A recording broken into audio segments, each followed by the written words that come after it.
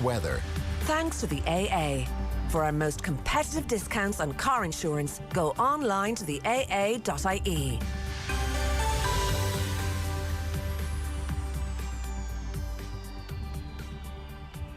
A mix of cloud and sunny spells for now. Top temperatures of 9 to 13 degrees, coolest in the north of the country. And now you're up to date on News Talk. Football on Off the Ball. With Paddy Power. Only the cream of the crop pick up Champions League medals. Jonathan Greening's got one. Gamble responsibly. Gamblingcare.ie. You're welcome back to Off the Ball Saturday here on News Talk. John Duggan with you through to 5 o'clock, talking about the beautiful game with thanks to Paddy Power. For information on responsible gambling, visit gamblingcare.ie. We're joined this week by David Meyler, the former Republic of Ireland international, and Johnny Ward, the broadcaster and journalist. Dan McDonnell from the Irish Independent will join us a little bit later on. You can text us 53106. You can tweet us at Off the Ball, as well as listening to us on News Talk. You can watch us on the social channels for Off the Ball, for Periscope on Twitter, at Off the Ball, on Facebook, on YouTube, on the OTB Sports app. If you have not downloaded that already, you can do so by searching for OTB Sports in your app store. Good afternoon, lads. Hope you're well. I just want to get to the panel that we had today. First, if you missed any of the Saturday panel, which was on the subject of racism in sport and in society, you can check out the podcast of our important discussion with Darren Randolph, the Republic of Ireland goalkeeper, Jason Sherlock, the former All-Ireland winner with Dublin and Gaelic football, and Des Tomlinson of the FAI, on the OTB Sports app or wherever you get your pods. We've been getting some messages in on the panel, and I'm going to put one of these points to David at the start off the football conversation. This is a text in from Nicole in Dublin. This is such an important discussion, really vital to hear the experiences of the lads had growing up. If my child spoke to anyone the way Darren has been spoken to, then I failed as a parent. My little fella loves Darren Randolph, his favourite goalkeeper in the world, and he's getting upset thinking about anyone being mean to him because he's got a different skin colour. This kind of discussion should happen in schools. That is from Nicole. Important discussion. Thank you to Jason, Darren and Des for sharing their experiences. I lived in Africa and Asia as a kid / teen coming back to Ireland in the 80s. The ignorance and complacency around race was staggering. The only reason attitudes weren't more obvious was because there were so few others to become targets. As Irish society has thankfully diversified, the poison comes out more clearly and frequently. More complacency is not the answer. Facing up to who we are as a society and acting is from Ian in Dublin, texting in on 53106. If you want to add to the conversation, you can.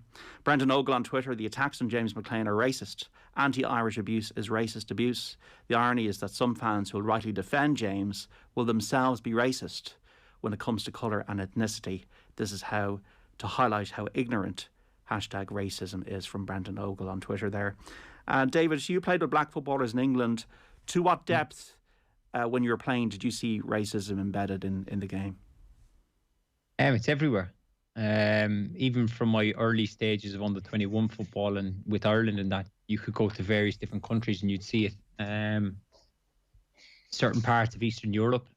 Of course, then with the certain stadiums in England, there are certain people who are, do like to racially abuse players. It's a serious problem. You even look at Thursday night in the Europa League with the Rangers player Glenn Kamara, and of course Kamara Roof after the tackle and his social media being racially abused. It's everywhere. I didn't hear Darren's piece earlier. I'll listen to it later on. But there's no room for it. It needs to be eradicated, but at the same time, I have no idea how we go about doing this, because we're all calling for change, but there doesn't seem to be much happening. These incidents are still happening, which is simply isn't good enough. I have no idea how a black player will feel when he's racially abused. But there needs to be more done about it. I don't know how they're going to go about it. We can talk about education, but it's nearly buried into some people's culture that they feel that it's acceptable, but it's not. You've spoken eloquently about online abuse before on the programme here, David. It is evident that from what Darren and Jason said, and I know you didn't hear, and Johnny, that we're not immune from this here. Just to give an example, I'm pretty disgusted. We got a vile racist text in during the panel. Yeah, it's a sad state of affairs, JD, and it's I haven't heard the panel either, but I guess it's stuff that we've all heard before. The James McLean stuff is disgusting. I think social media has, I wrote about how great social media has been for the League of Ireland this week, and the ability to, promote your product and your club and good goals and all that to an audience essentially for free. But obviously that untrammeled, access of information and so forth can have its negative consequences as well. So we had that situation where Ian Wright was racially abused by a teenager in Ireland this year, and obviously that went to court. And it kind of brought, I suppose, to the fore just what goes on. It's sickening. It's sickening what's going on social media. But I would be somewhat positive as well in terms of this country. We've had a dramatic social revolution since I was a child, which isn't that long ago. When I went to school, it was basically all white Catholics and so forth, whereas now that was in East Galway, whereas now if you look at, say, every League of Ireland, literally almost every League of Ireland team, so that's under 13, under 15, under 17, under 19 multiplied by the 20 teams in the League of Ireland, they all have mixed race kids, and these sons and daughters of immigrants are punching way above their weight on the sporting field. And I've been one of the greatest joys I've gotten in sport in recent years is watching young kids of different kind of racial backgrounds doing so well for Ireland underage. Nadia Power is a fantastic story. I think she could be a star for that generation of Irish who grew up maybe with a parent from Ireland and a parent who was born elsewhere or so forth. And we've a massive population in this country now. I think roughly 1/6 of the population, if not 1/5 of the population on the island of Ireland weren't born here. And the diversification has been unbelievably beneficial for life on this island in general. And even anecdotally, the non-nationals that have come to this country that I meet in Dublin, I'm always just really taken aback by how warm they are and how friendly they are. And, we're supposed to be the land of the welcomes, but Ireland has been, greatly helped by diversity and so forth. And I think our football team, and Dave is going to agree with me here, is going to be a lot better in time because we have influences outside of Ireland coming into it in terms of the kids that are coming in. And racism sickens me. I do think in this country, we shouldn't be all complacent about it, because I think our attitude towards travellers in this country is inherently racist as well. And I would take that issue with that issue. But by and large, I'd hope that we're tolerant people. And, I would hope that as the years go on and kids grow up more and more with kids from different backgrounds and of different skin colours, that they just won't know the difference between black and white. And maybe we'll strive towards that in my lifetime, please God. I think people are inherently good, and everywhere you go, and the majority of people are decent, honest, and kind and caring people. When I was listening to the panel, and Darren Randolph was talking about the abuse he received on a constant basis, and this is at a time when Paul McGrath is the most revered and loved, footballer in the country. It just. It was stark to hear, and Darren gets a lot of messages, and he doesn't feel that. The situation has really progressed. Did you feel or see in dressing rooms, David, black players being affected by or getting to them, what had happened to them? Of course. It's only natural, isn't it? If somebody comes after you because of the colour of your skin, not only reference you, but it references your family. Like even as Johnny was saying there, maybe you have an Irish parent and a parent from a different country or whatever, or both your parents are immigrants, in the sense that it does not only just affect you, it affects your family, and of course it's going to affect players. That's those, hateful comments, they cut right to the bone. They're going to affect you. You start to, it does take its toll on you. It's something, the problem is, I find anyway, is you will find a lot of footballers, I'm only going to speak on behalf of footballers, but a lot won't, talk out. One, because they probably aren't educated enough on it, and two, they don't want to suffer any consequences. Kind of like, well, you're not the one going through it, how do you know? It is a very difficult thing, but the more conversations we have, the more awareness we bring to the situation and the topic, you're hoping that we can move forward. Because as Darren said, this has been ongoing for a long time. Nothing has changed, and that's the problem. I think if you ask any black footballer in England, they probably still feel it's the same. If they've been playing for a long time in England, they probably still feel it's the same 10 years ago as it is now. And that is the problem. We look at even the instance of, taking the knee before a game. That started out before at about, I don't know what it was, 40 seconds to a minute. Now it's only 6 or 7. And you see, with Wilfred Zaha saying, well, I'm not doing it anymore. he's got a valid point, because nothing has progressed, nothing has moved on. This is where the authorities, the ones in charge, the one who, make the calls, they need to, what do we need to do next? That's the big thing, because look, we all know it. Like, if you turn on any Premier League game on a Saturday and they go to take the knee, it's a token gesture now. Like, the question I'd ask is, what is next? Because that was good at the start to raise awareness, but you need to see action from it. And at the moment, there's not enough happening.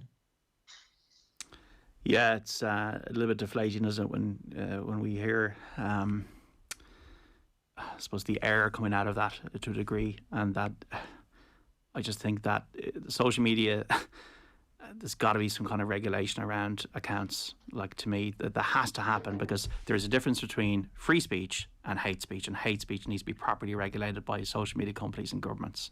Like, that is just obvious thing for me. Yeah, like, I honestly could say, like, I've been watching games since I was, about 10 years of age. The ghost of 30 years have been going to games in some shape or form, and I don't think I've ever experienced racism on the terraces of any description. I genuinely mean that. But social media is different, because we now have a situation where the internet is, it's been around now, I suppose, for most of us for 15, 20 years. There are a lot of sad individuals out there, and they spend a lot of time on the internet where they can meet, shall we say, like-minded individuals. And the Journal did an investigation. I didn't read it now, but I just saw it on the app. They were doing an investigation into the rise of the far right in Ireland and so forth. And I wonder, is there a rise of the far right, or is it just now the internet can bring these sad individuals together where they see that they can basically abuse people from the comfort of a keyboard, which I don't think they would do on the terrace, because I think it's a completely different form of abuse, and it's cowardly. But there are a lot of sad individuals out there who somehow think that it's okay to racially abuse someone on social media. And I agree with you, Jay. This does need to be confronted. I'd like to see jail terms given to people who do stuff like that, because I think it's so hurtful. It's really damaging for the person involved. And what James McLean had to deal with, I mean, definitely, you should get jail terms for some of the abuse that he's had, bullets in the post and stuff like that. How anyone can think that's acceptable behaviour is incredible. I would have heard really disgusting things said about Arsene Wenger at Spurs games. David, would you have ever, we obviously, this is not racism per se, but we've the Hillsborough and the Munich stuff at Liverpool and Man United games. Would you experience racism from the terraces at all when you're playing? I had one occasion. Okay, we played Millwall, and we had a lad, Diamande, a black lad from Norway, and he was racially abused several times. Luckily enough, in that instance, it didn't really affect him. He took it in his stride, kind of like he was more flabbergasted that somebody had actually said it to him. But even at the time, like we've seen, Gary Neville talk about that England camp where Ashley Cole was racially abused throughout an entire game, and like Gary Neville sat down next to him and said, come on, just focus on the game, focus, whatever. I'd say myself and others in my team, but I can only really talk about myself, I was probably similar, like just blank it out, put the ball in the back of the net. And that is a problem in its own right, mind. That, like, I'm saying to him, like, just concentrate in the game, but he shouldn't be racially abused. I had another incident. We played Brentford away in the championship. Would have been 2015-16 season. And El Mohammadi, our right back from Egypt or whatever, he was called fairly serious terms, and I was the one who heard it, and I reported to the referee, and the referee ignored me. We had gone through, obviously kick it out. I'd come into they come into the clubs every year to do this, ongoing meeting and bring up, raise awareness. If something happens from the stands and you're on the pitch, this is, your protocol of what you're meant to do. But even so, the referee ignored me at that time. But like I have seen it, yeah, it's happened. The worst thing is a lot of these people think it's funny, when they're in the crowd or whatever and they're shouting at players. And it's not acceptable. As Johnny said there, like, there needs to be severe consequences for their actions, whether that be jail time or whatever, but something needs to happen. That we need to find a way to kick it out, really. Yeah, and you can text us 53106. Let's move on to football matters, lads. David, do they need to make a change at Spurs with Jose? You know what, JD? You were going all right, obviously, until the Europa League game. Must have taken, you're going to have those games where you take your eye off the ball and Orisic gets a hat-trick or whatever. It's a right kick in the teeth because, Jose's obviously there to deliver silverware. That was the whole kind of thing of bringing him in. I think you've got the League Cup. Obviously, that's going to be very difficult to beat Manchester City, but I don't know. It's like a case of if you replace him, who do you get in? Yeah, they were saying now, that. what managers are available? Yeah. Let's hear a bit from Hugo Lloris speaking passionately after that defeat to Zagreb. I think we are all more than disappointed. It's just a disgrace. I just hope everyone in the changing room feel responsible of the situation because it's a disgrace.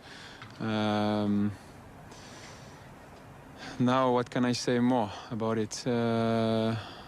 Talking about the game of Sunday, I think it's not the right moment. The taste of the defeat tonight is just more than painful, and we are all responsible of that. Which hurts more, Hugo? Arsenal at the weekend or this one tonight? No, it's just the accumulation. Obviously, we are a club who is full of ambition, but I just think that the team at the moment is just the reflect of what's going on in our club. We have lack of basics, lack of fundamental, and all our performance is just in relation of that. I think mentally we should be stronger. We should be more competitive. Today, I didn't feel that on the field. Unfortunately, when you are not ready at this level, you pay straight away, and doesn't matter who is the opponent. There is quality everywhere in Europe, and if you don't respect the opponent, it's kind of punition, and that's what happened today. I think the full credit belong to the opponent as well, because they play the game with full of belief. But the blame is on us, all the team, all the club. We are guilty here. Well, anybody who's watching there, on the caption it said Nathan Murphy under the caption of Hugo Lloris. Nathan Murphy sadly is not a World Cup winning captain. Now maybe he'd be lifting the Sam Maguire Cup one day for Mayo, but that was Hugo Lloris that we were hearing from there. David, when dressing rooms go south, what's it like? Because that's what seems to be happening at Spurs at the moment. Horrible. There's no worse place you'd rather be. When a change room goes, it's just a disaster. If you've 2-3 bad eggs in a change room, they can cause, uproar with their whispering to different players. Oh, I'm not playing. This is wrong. This is wrong. It just creates such a negative atmosphere. It's quite interesting to listen to Lloris there, and he's talking about, the basics and the fundamentals of the club, a reflection of the team.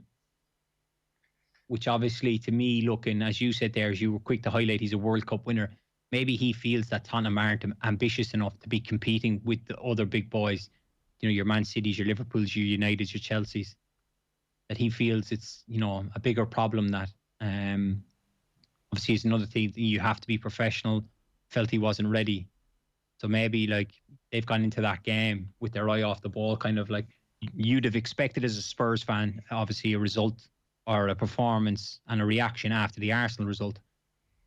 But listening to him there, I do find it, if you get a very honest player after a game, you can pick up on a lot of what's going on. You can just tell that a lot of them don't disagree with, I'm not going to say the manager, but they don't disagree with what's going on around the football club.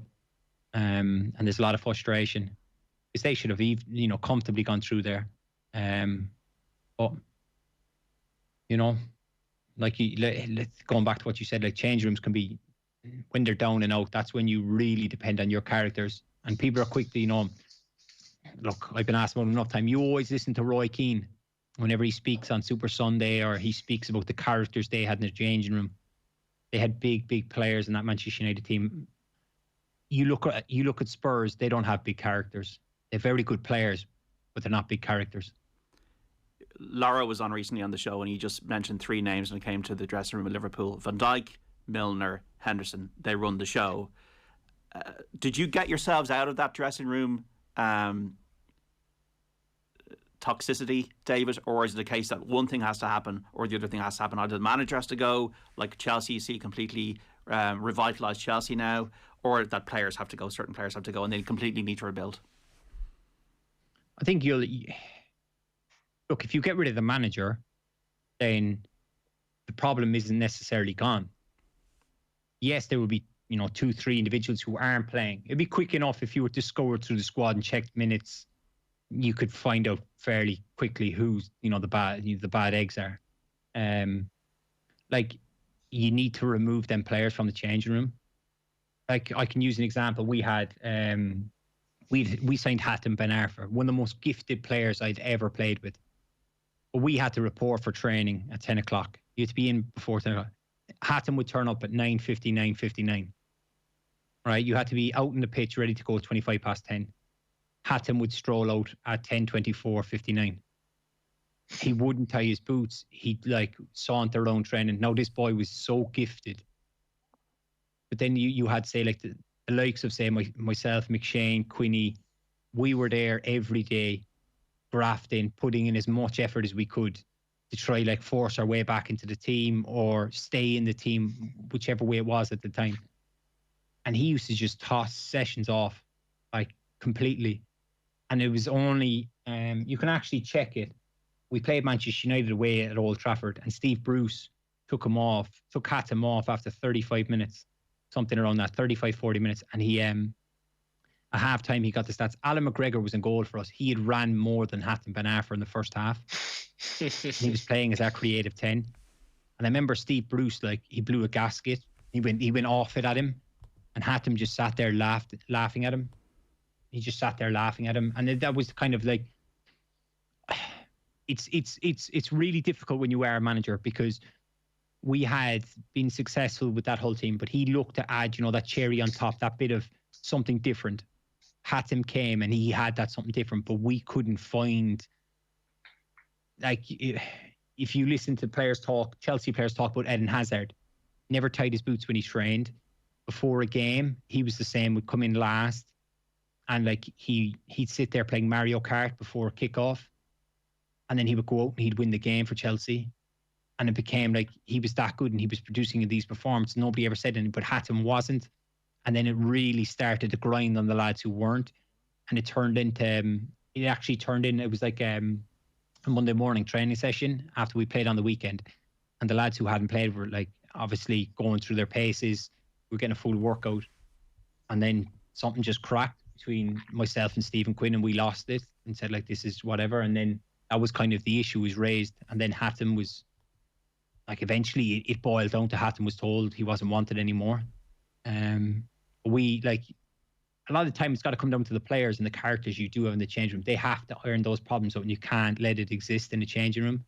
As much as you can point fingers at the manager, whatever team Jose put out on Thursday night, you'd still expect Tottenham to go and win that game.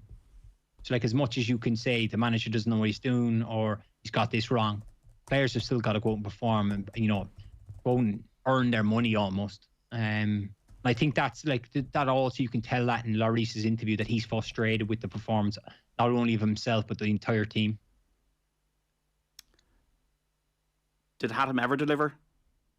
Because I'm sure training he did. I'm sure if he was here, he might have a different view. Well, no, you can do. Do you know what, JD? If Hatem, I'd nearly ring Hatem now and get him up. Yeah, I got on really well with him, but if you're not producing and you're not pulling your weight, then I would be quick to pull you up. I didn't care. But if you look at Hatem's stats, he played games, he didn't produce enough for us. We didn't sign the Hatem that at Newcastle that played under Pardew. If you look at the goals he got and the performances he put in, the level he was at, that's why if you look at Hatem, he went off the radar for a while. I think he ended up at Nice. That was when I think he had something that he couldn't play for 3 clubs in 1 year. There's some unwritten rule or something along those lines. But he had time off. Then he signed for Nice, and he was excellent. And then he got his move to PSG. But look at him now; he's trying to drag PSG through courts. Would you have any designs on becoming a manager, David? Well, I do, yeah. Well, say if you are like, I presume like one of the biggest things is character vetting. Like they're just not going to sign a player that has the potential to do this. I mean, and your card is surely marked. I mean, surely it's more important to have the 8 out of 10 player who give you 10 out of 10 instead of having several 9 out of 10 players who just don't care. I agree with you, but at the same time, like, there's probably a bit like of, I look at Steve Bruce, captain Manchester United to league titles, everything, been in big change rooms with big characters. Like I imagine Cantona probably never tried his hardest every day of the week, but then they'll all turn to go, Cantona turned up on on a game day and performed. So I think there's probably a case for certain managers. Like another one I had was Abel Hernandez, striker at Hull. No interest in training. Wouldn't go in the gym. Would come in late, leave early. But I think he got us 26 goals in the championship. He inevitably got us promoted. So like he got the rub of the green because he performed. If you look at any change room, there will be those players. But like, it's a tough one, Johnny, because sometimes those players are the mavericks. They can produce. Like the example that's just popped into my head is you look at QPR and Tarap. He was like that year in the championship, he was just unplayable. But he's meant to be a disaster as well. He supposedly... Scandalous mentality. Yes. But there was a big, massive rumour that Warnock would play him on a Saturday and he'd say, go home till Friday. Like back, I think he's Moroccan. But he would fly home, or if his family lived in France or something, he would fly home and turn up on a Friday morning. It was like, just get out of my hair, go away. Yeah. Is that bad management or is that very good man management? Does he perform for him and he produced? So it's like so difficult. It's mad that some players just wouldn't put it in, David. Like it was so hard for you and for your fellow Irish players to make it. And then you have got somebody who's so talented, like Hatem, as you're saying there, that didn't fully put it in, and then it didn't work out for them. It's hard to comprehend. Maybe it got too easy for some players. But that was the thing. Like Hatem could used to, when we'd walk out towards training, he'd just suddenly go like, "Oh, I'm going to nutmeg you in today," and like he'd just get the ball and he'd start dribbling, and he'd just fly. He'd go past 5 or 6. He'd take it around the goalkeeper. He'd have an empty net and he'd take it back to go around the defender again just to laugh at everyone. And I'm looking at myself like, and I probably got my boots on my wrong feet. Do you know what I mean? And I can't make a pass, but then this fella's just so gifted. And that's, it's frustrating, yeah, but like at the same time, I just like, I look at it differently. I think you're wasting your talent. Because if you're here playing with me and I don't have an ounce of your talent, and I've worked that hard to get here. Imagine if you had worked as hard as I did, where you'd be. Because I'd often say that to like someone like Hatem, like I'd be playing for Real Madrid if I had your ability. If I had your ability and my mentality, I'd be playing for Real Madrid. I wouldn't be sitting here in the change room with you. Maybe he just didn't care enough. No, he didn't. He used to go around talking about, if I have this much money in my bank account, I'm retiring. That was his. People have different mentalities. That's why I think you never really find any Irish player, probably British player, tosses it off, because they know how privileged they are to be playing and how hard it is to get to the level they're at. But they don't want to give it up. They fight for it. Harry Kane is an important figure now in Spurs in that dressing room, isn't he, at the moment? Yeah, but I like Harry Kane, but Harry Kane cares about Harry Kane. Yeah. Harry Kane will look after Harry Kane. Whereas if you look at other captains of other teams, it's the team first. Like, you see the Arsenal one, the incident with Harry Kane and the elbow on Gabriel. That's not Harry Kane, is it? That's a frustration at the way the team are playing. Harry Kane wants to be the main man. I've no problem with that. You can tell he's frustrated by the way Spurs are playing, the way they go about their business. They're very defensive. That's not, the way he wants them to play. So I wouldn't be surprised, JD, if he was knocking on doors come the summer. Yeah, absolutely. I asked people on Twitter what they thought of Mourinho, whether he should stay or go. Spurs fans, 53106. Should Mourinho remain? Do you want him to stay or do you want him to depart? Viv O'Connor, Spurs fan, John, it's not Jose is the real problem. It's certain players not performing because they believe they're better than they actually are. Yes, Jose picks the team, but after the last two performances, it's very clear who the ones causing trouble are.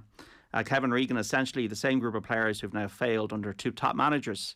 The players lack the mentality to win big matches. Changing the manager will just kick the can down the road. The squad needs a rebuild now, which is what Pochettino said 2 years ago. Craig DePuer, let Levy's legacy be the stadium and training ground. Time for Joe Lewis and Enoch to sell up. Otherwise, Jose would be better off trying his hand at international football. Johnny, I think it's quite sad about Jose, really. This guy was box office every single week, but it was 15, 16 years ago now, in a Real Madrid dressing room, got a record points total in La Liga, and now you're scrambling at Spurs. It's quite a decline.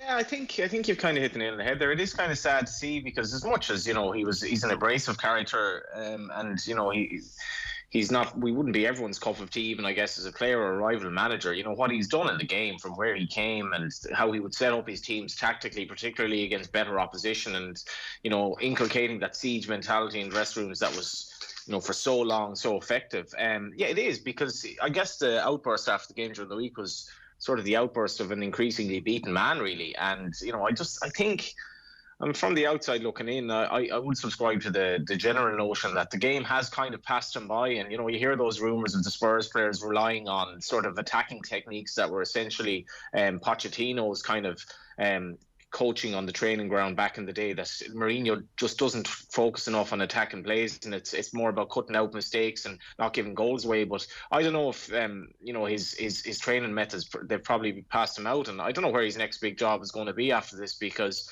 it was a risky one for Spurs, I think, to take him on. It's not a major surprise that it hasn't really worked out.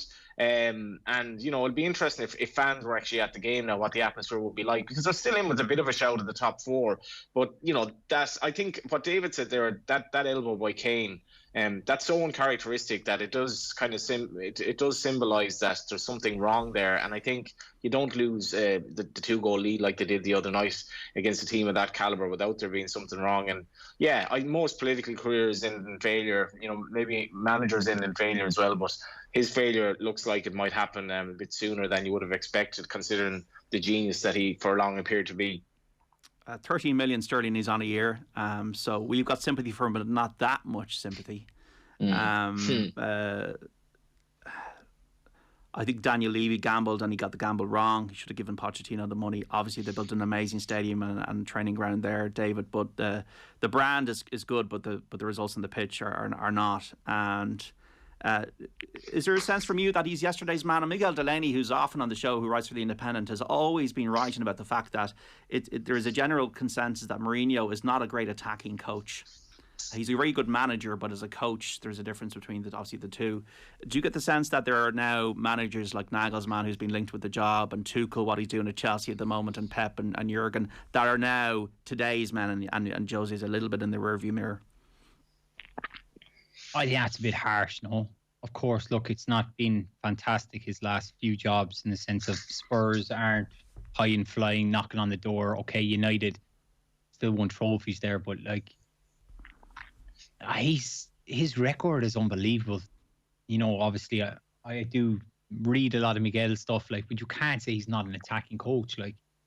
For what he's won with Porto, Inter Milan, Real Madrid, Chelsea, everywhere, you know what I mean? He's won trophies everywhere he's won. Yeah, you can.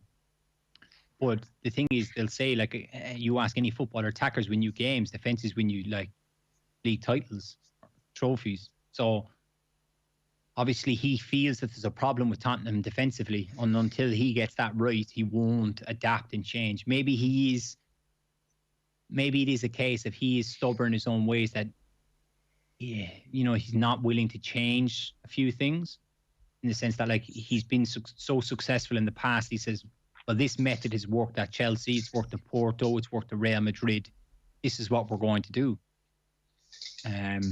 Maybe he does need to alter it a little bit, but to say, I wouldn't say he's yesterday's man, no. Of course, look, that spark in him that he had in the early days, if you remember, he was box office when he came to Chelsea. He had everyone on the tip of his finger. Everyone was fascinated by every post-match interview, everything. maybe he has lost a bit of his spark, but I wouldn't say he's yesterday's man, though. Okay, got to take a break, David. Thanks so much for such brilliant insight there. And Johnny, we're going to come back after the break and talk about the Champions League draw and Manchester United. Don't go away. Football on Off the Ball. With Paddy Power. Only the cream of the crop pick up Champions League medals. Jonathan Greening's got one. Gamble responsibly. Gamblingcare.ie. Screen time.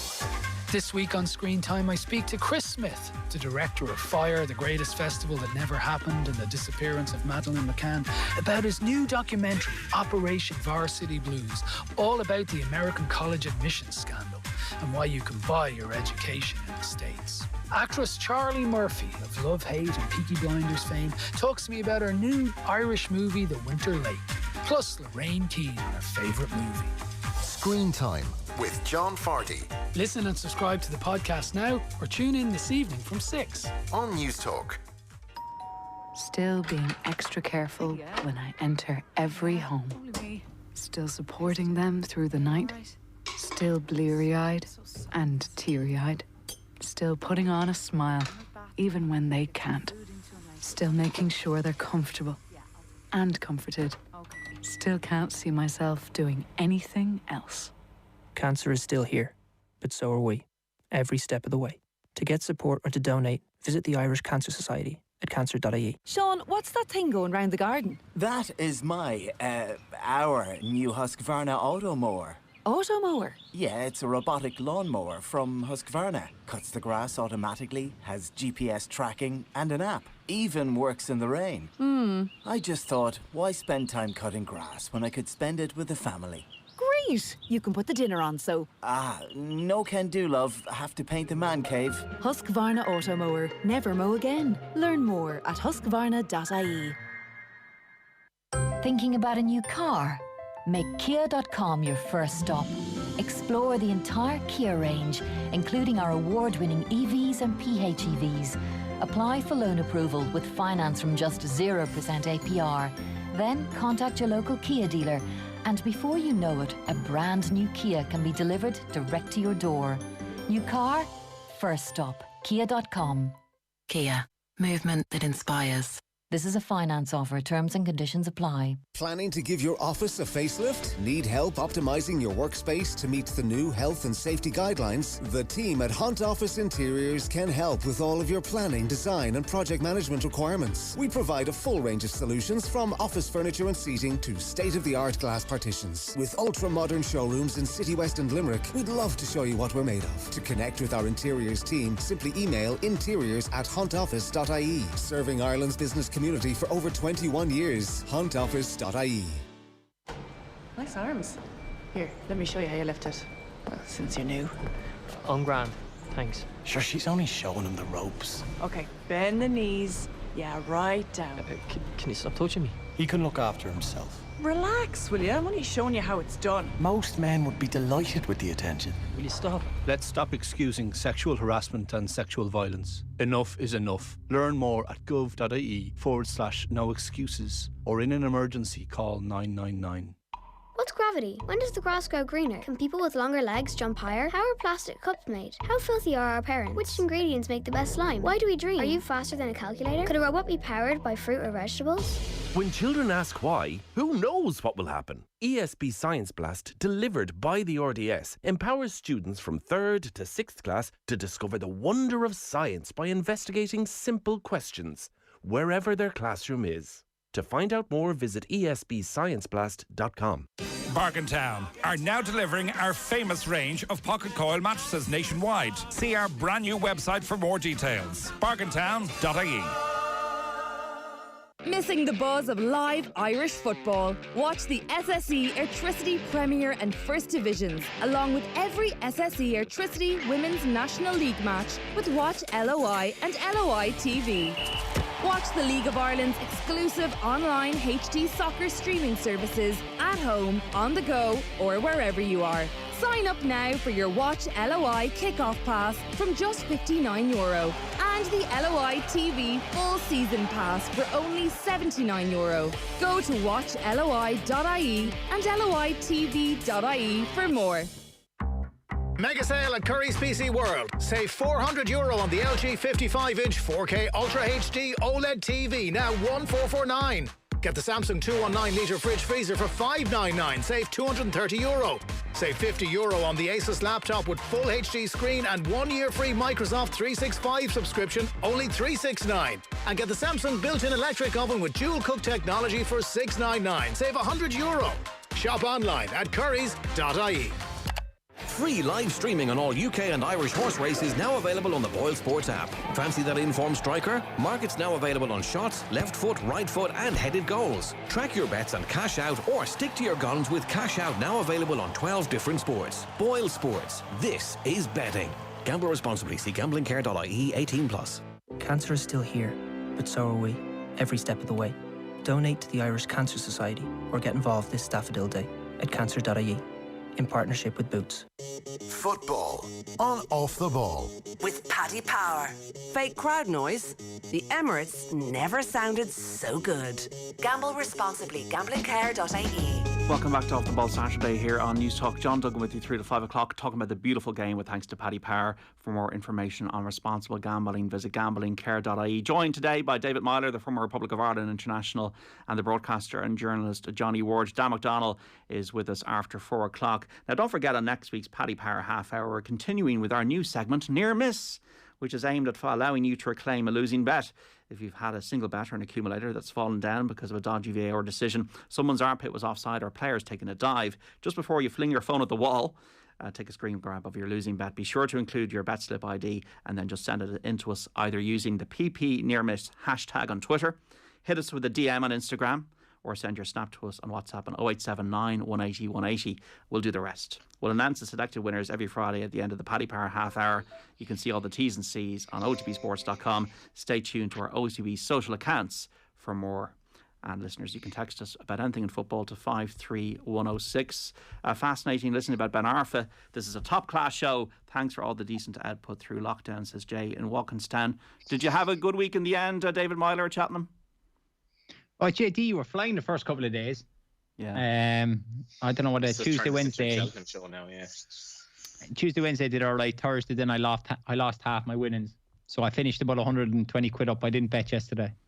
So I had a couple of non-runners, should I say, Thursday. So yeah, they're still running.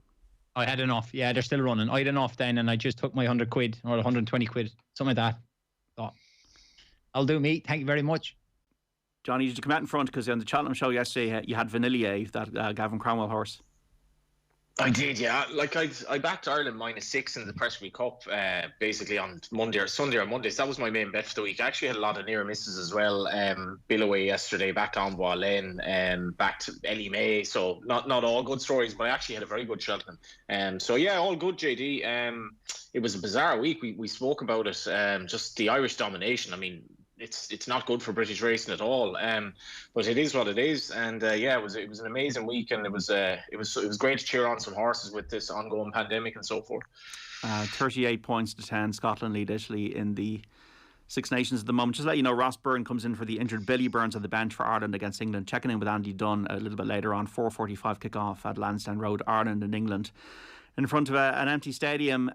Just to let you know as well, Paddy Power very good to give us 1,167 from the charity winnings. We're going to donate that to the Injured Jockeys Fund from the week at Cheltenham.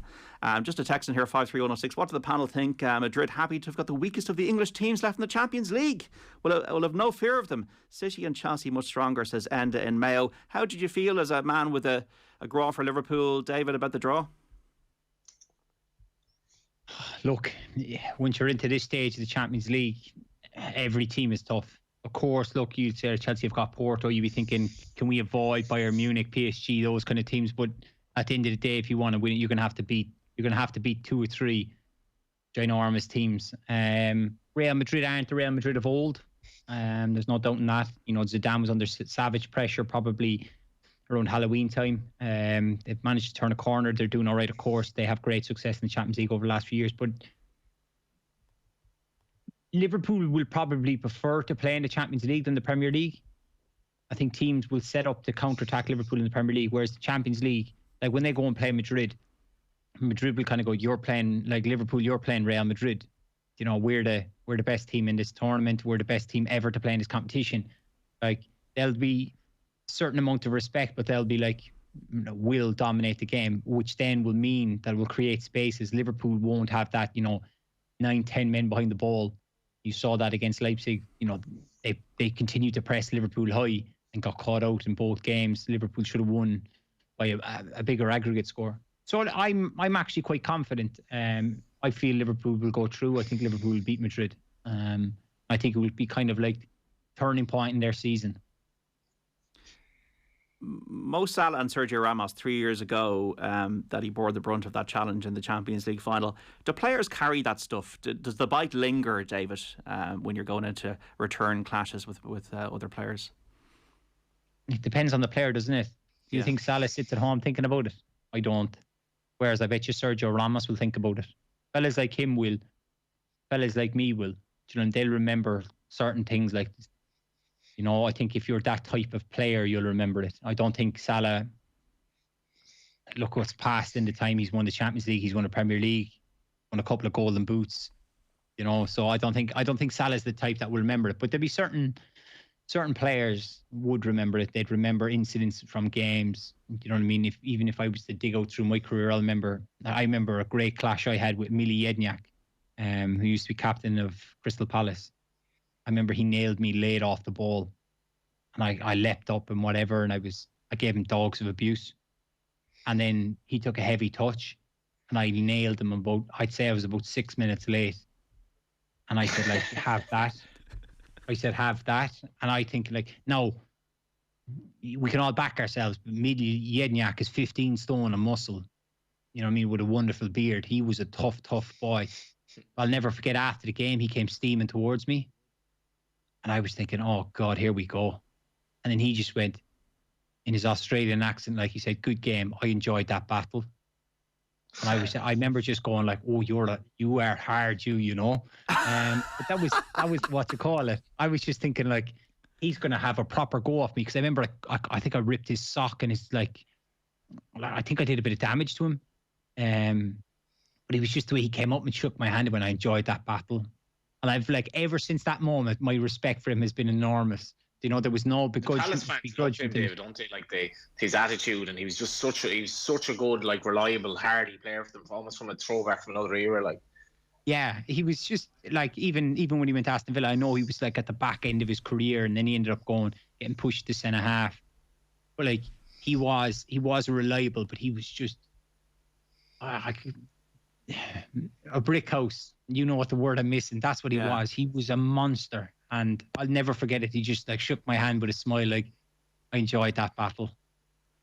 There's something of what happens in Vegas stays in Vegas about it, isn't there? There's respect on the pitch in a situation like that, and that you shake hands and it's all over and it's love and war, all is fair. Oh, yeah. I remember playing against James McCarthy. I'm not sure was he at Wigan or Everton. And I mean James to be good buddies from the Irish camp. And James was screaming dogs of abuse at me. However, I think it was a tackle. I tackled one of his teammates or something. He just went. He lost the plot. He was screaming. And I was looking. I'm kind of going, "Hello, James. It is me." And he was like, "Oh, you," blah, blah, blah, and he was just screaming at me. But that's part and parcel of it. There's a bit of grudging goes on the pitch. So be it. You get on with it. As long as, I've said this before, say with myself and McShane, as long as you kind of move on from, you forget about it. Once the final whistle goes, we're all mates. Haaland and Stones and Diaz said that's going to be something else, isn't it? City, Dortmund. I think it's almost a try. Go on, Johnny. Sorry, yeah, it's going to be. I'd agree with you, David. I think Liverpool won't be all that upset with that draw. They'll know they'll create chance against Madrid, but I don't know, JD. We've spoken about Haaland, where he might end up if he came to England. I just think he's complete box office. They shouldn't be anywhere near good enough to beat City. But how do you think, David, that City will get on basically dealing with him? John Stones is he's in exceptional form. But he's not built like a Rio Ferdinand or a John Terry or a Van Dijk who's going to Vidic to kind of Diaz, I think, will be able to fight with him. But I can just see Haaland pulling onto Stones, like trying to rough him up. I know it should be a fascinating affair. Like I remember, I was on the show and I was talking about West Ham were playing Manchester City, like, and I was fascinated to see Antonio go up against Diaz, because like Antonio must be in the top 5 strongest footballers in the world. And Haaland has that big, like he's 6'3", but like he'll be looking at it. Obviously, he'll hear the noises of him. Where's he going? Who's, where should he go? It'll be like a trial. It'll be like a trial match. I think Pep will be looking at him. Of course, they've mentioned Harry Kane, but I believe Harry Kane is 28 soon. Like Haaland must be what, 2021? 20.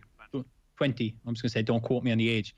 But like, his father played for Manchester City. There's that link. He'd have probably been a young boy at the time growing up in Manchester. There'll be that attachment. There will be times when he probably went to watch his father play maybe, or they went back as a kid. So there will be that affection there. And then he'll be playing against them thinking like, I want to prove to Pep that I can play in his team. Yeah. This might sound absolutely ridiculous, but is he a Pep player? Probably not, no. If you look at the strikers that Pep's always had, like they're all, okay, he had Zlatan for a while at Barca, but he didn't really play him in the end.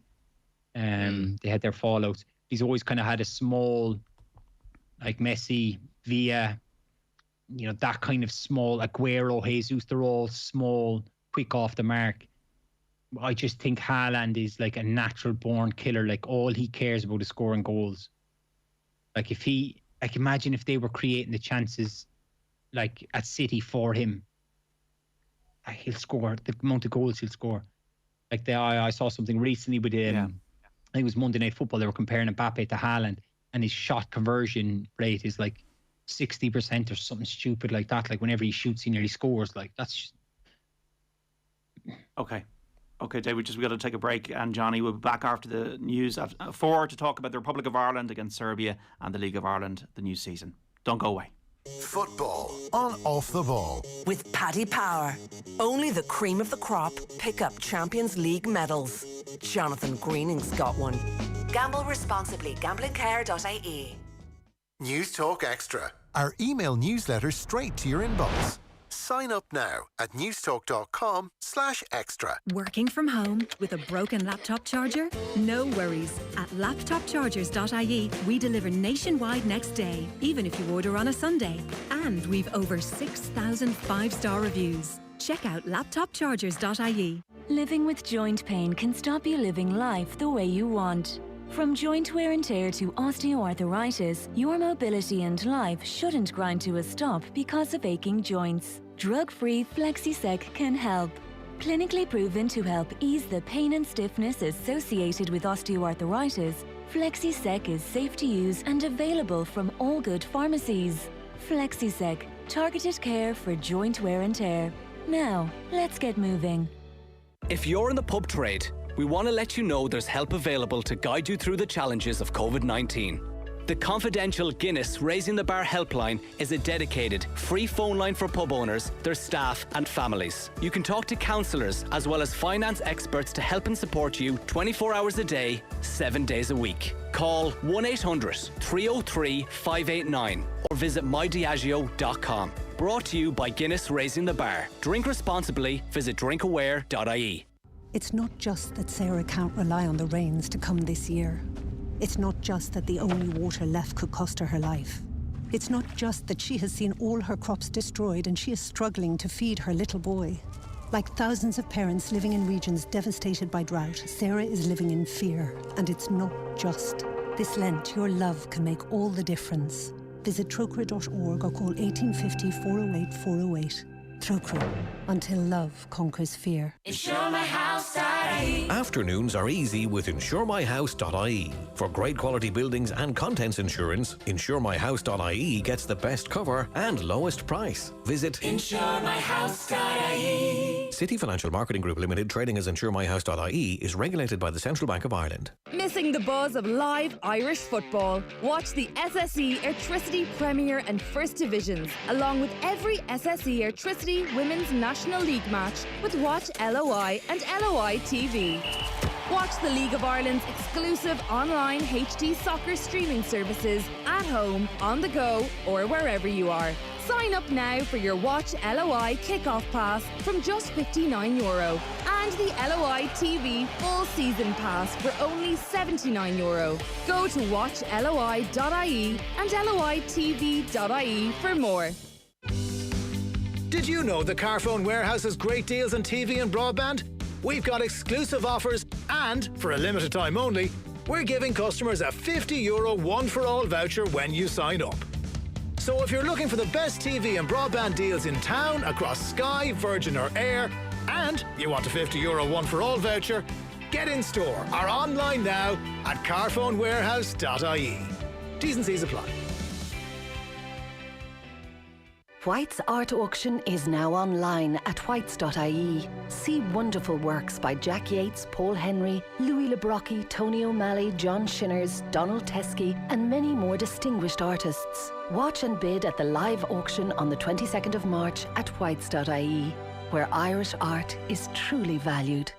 At Centra, we have everything you need with great offers. Like Centra Fresh Irish Chicken Fillets, 454 gram, only €4. Check out our biscuit sale, only €2 on selected lines like Nestle Kit Kat 2 finger bars 9-pack. And until Sunday, Carlsberg 20 bottle box, only €16. Centra, live every day. Enjoy a call sensibly.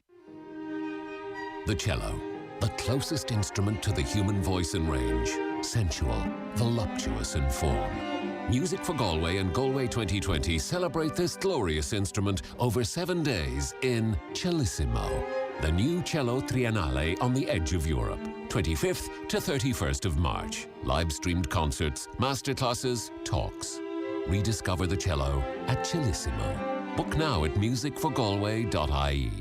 Boyle Sports now has dozens of new player markets on the Boyle Sports app, powered by Opta. Fancy that informed striker? Markets now available on shots, left foot, right foot and headed goals. Or how about total passes, tackles, assists? They're all available on every match. Boyle Sports. This is betting. Gamble responsibly. See gamblingcare.ie 18+. News Talk already gives you your daily fix of news and entertainment. But wouldn't you like a little bit more? News Talk Extra is everything you might have missed, plus expert tips, podcasts and competitions, all straight to your inbox.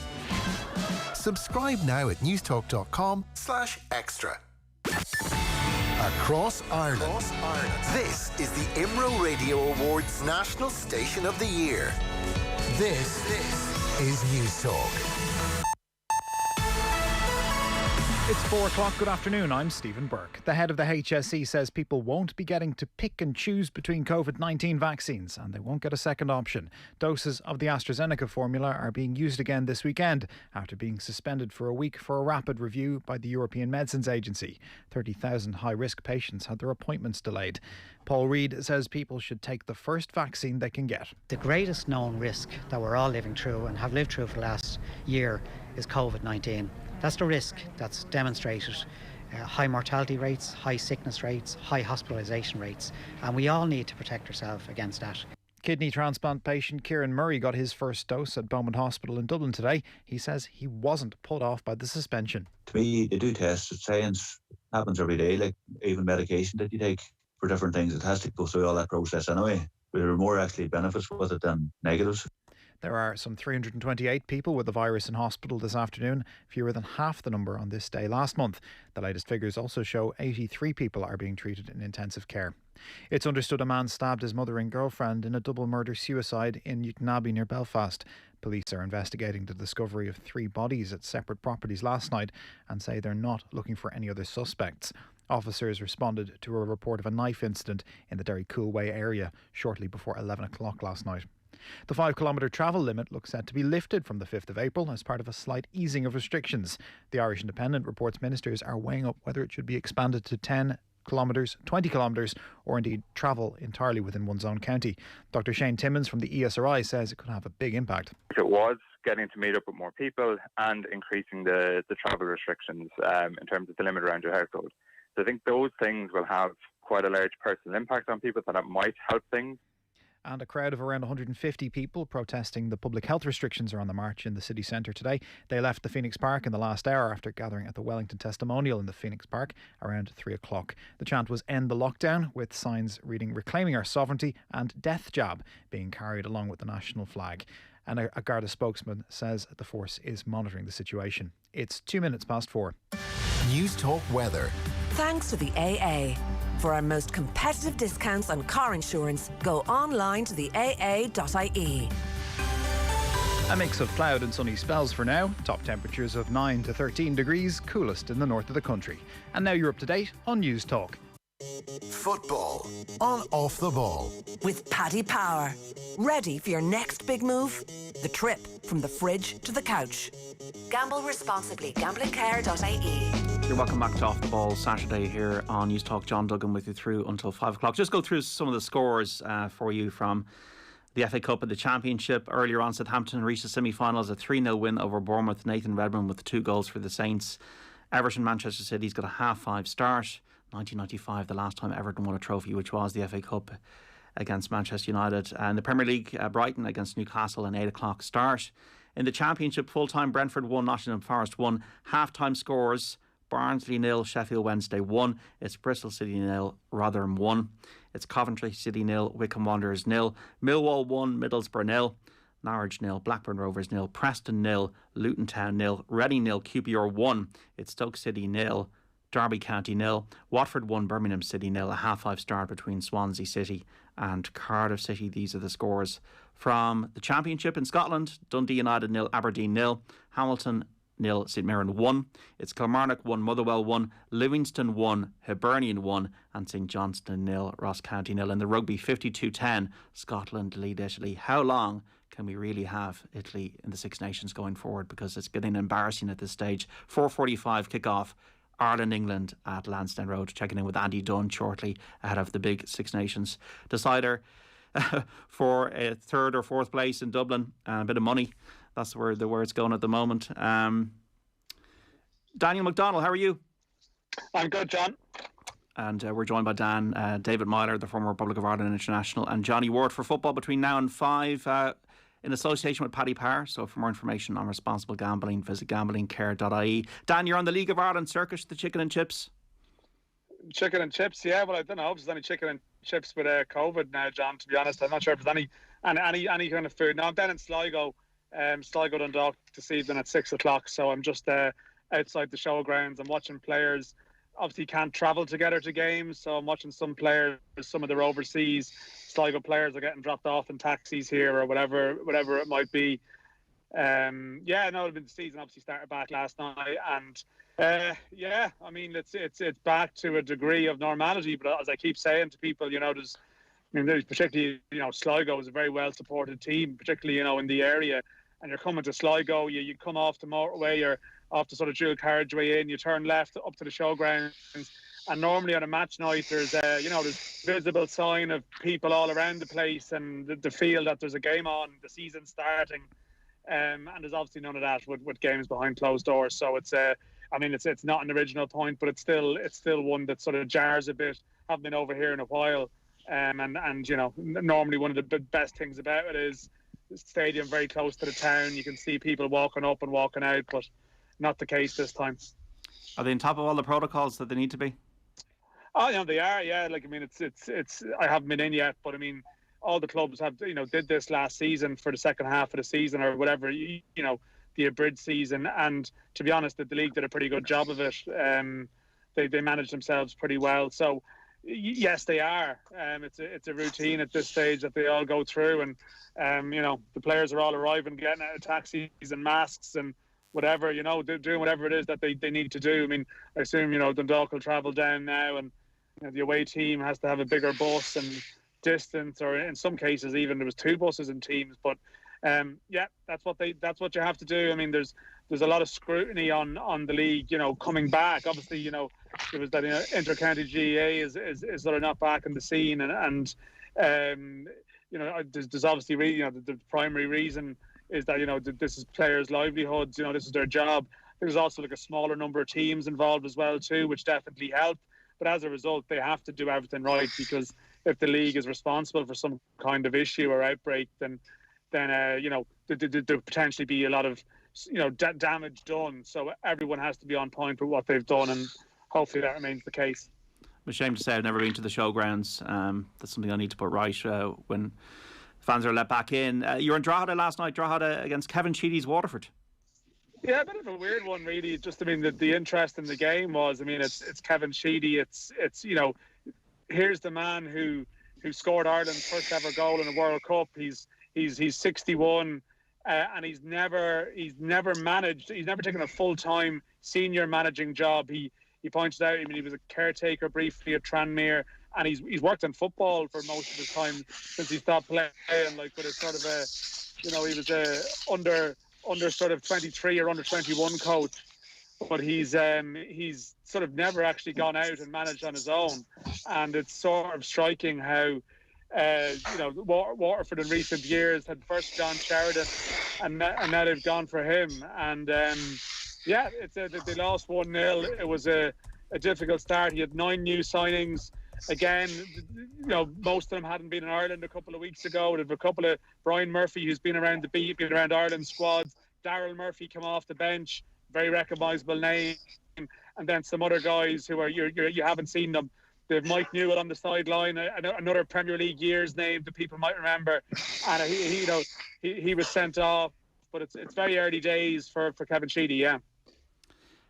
Let's get. We'll come back to the League of Ireland and just kind of to analyse where the league is at and who the contenders are and who the players we should be looking out for the remainder of the season. But obviously we've a huge game on Wednesday against Serbia, the first World Cup qualifier for Stephen Kenny, David. And what's more important is the players that are names and are talented that have been warming the bench. I'm thinking of Callum Robinson here, has not been playing for West Brom. Or is it more important, and obviously it's different positions, to be rewarding the players like Alan Brown or Jason Knight that have been getting regular game time?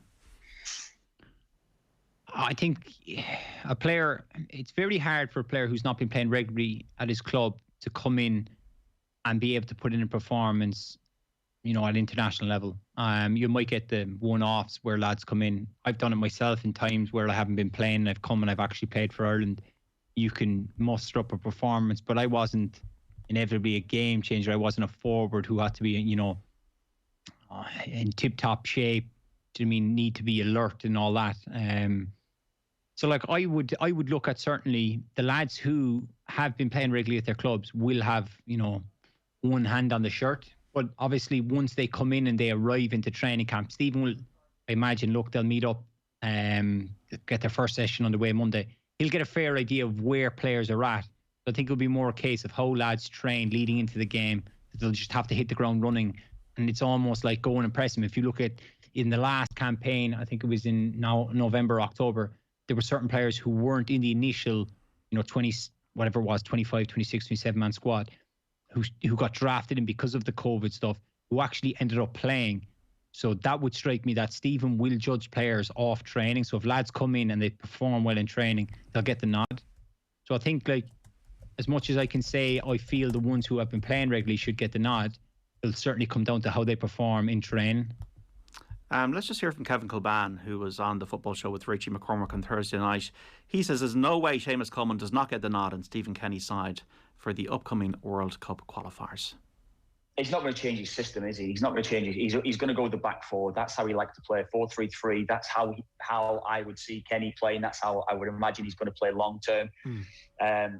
If it was going to be a four-man midfield, a 4-4-2 or 4-4-1-1, however you're going to go about it, I think you could get Coleman and Doherty into the side. But the first name on my team sheet would absolutely... I mean, again, Coleman's had injuries, so let's monitor him, see how he is as well recently. But Coleman will be my absolute number one pick every single time. He's been the captain for a long time. I felt it was a mistake from Stephen Kenny when he named his first side and he picked Doherty ahead of Seamus Coleman. As a back four, as I said, it was nothing to do on the ability. Some might argue that Matt Doherty's been playing better. He's never played as a natural right back consistently going into that game when Stephen Kenny picked a back four. He's always played as wing back. Yes, he's been playing as in a back four at Spurs, absolutely has. But when he's played for the majority of his career at Wolves, absolutely was in a back five or back three, midfield five, or however you want to go about it. So as a back four, as an out-and-out right-back, Seamus Coleman is a better player in my eyes. And he's the captain. He's been a captain for a long time. He brings so much to the squad, to the team. He is the real leader that's within that side. And that cannot ever be overlooked, what he brings to that team for his leadership skills, for his personality. Coleman is number one pick every single time in my eyes. And, that's how I would go about it. He's going to pick a back four. Coleman should play every time, I think, yeah. David, Seamus Coleman, you're a friend of his, and he might play for Everton against Manchester City in the FA Cup this evening, and the Toffees hoping to get through to the semi-finals. You're talking about characters in dressing rooms and leadership. Like, from that perspective, we need it more than ever now, and that's why he's the first name in the team sheet. Well, he should be the first name nearly anyway, shouldn't he? He's captain. Yeah. No, I definitely think when it's been tough in games, I think that's where you rely on people like Seamus. He doesn't go hiding. He's not afraid to, pull someone, by the collar to say, like, come on, I need more, or he's not, to give someone an arm around them to encourage them. Definitely, I agree with Kevin in the sense that we know that Stephen's going to play back four, and Seamus is better defensively than Matt. Matt is probably better than Seamus at going forward when he gets into those final third, into those attacking areas. But if we're going to be defensive at times, we would prefer Seamus to play. And I think the big thing with that is if Seamus plays, he'll give a lot of confidence to Duffy. They're very close, and it's the kind of, Seamus knows how to speak to them. They've been all the way through at Everton, younger age or whatever, they played together. Certainly when they broke into the first team, I know Shane went off then towards Blackburn and did his own thing. But they've always been that kind of mainstay too with Ireland, that Seamus will give Duffy a lot of confidence. And if Stephen is going to go into Seamus, I'd play Duffy alongside him. Because I think that would be, Seamus will help him out massively.